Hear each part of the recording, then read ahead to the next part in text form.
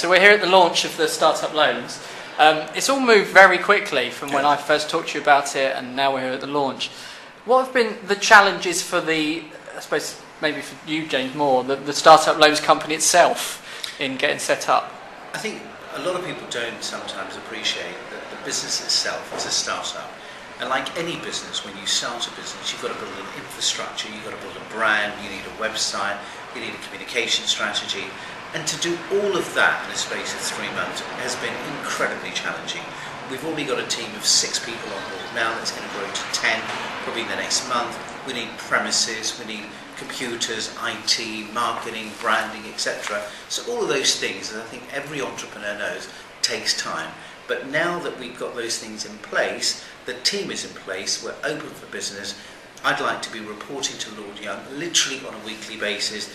Here's another 100 businesses started every week, and that's what we should be aiming at.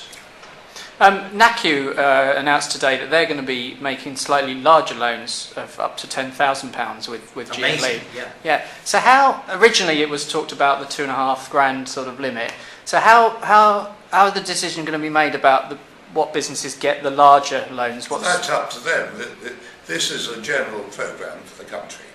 It's going to be £2,500, which is enough to set up the majority of business, not technology companies, but the majority of businesses that people see.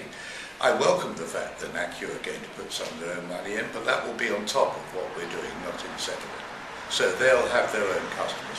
What I have said to NACU, and we've been talking about this, is we would like to see our loans available to everybody who comes through, FE colleges, who comes through universities, who comes through there. And if some people give 10,000, that's great. I mean, the whole objective really is we want to penetrate the country as a whole.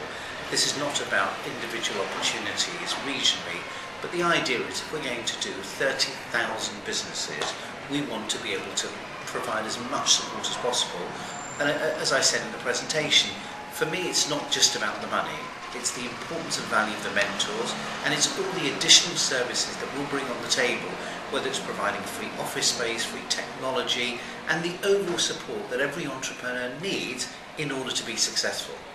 Do you have any concerns that there may be graduates, obviously, who leave with graduate student loan debts and then take on a startup loan debt? Have you got any concerns over the potential of that? As an entrepreneur, I would say what a great opportunity for them to pay off their student loan by starting a business, being successful and paying off that loan. Because if there's ever a way of doing that, being in your own business will give them that opportunity to do that.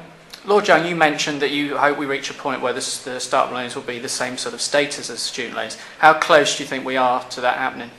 In a few months, I hope. Very much so. It'll make a very big difference. Part of the reason why it's taken time to build up is the moment every provider has to be registered under the FSA because they're making loans. When we get to on a student loan type of basis, that won't be necessary anymore, and that will open up the field to many, many more providers. What's your advice to the entrepreneurs once they get this cash?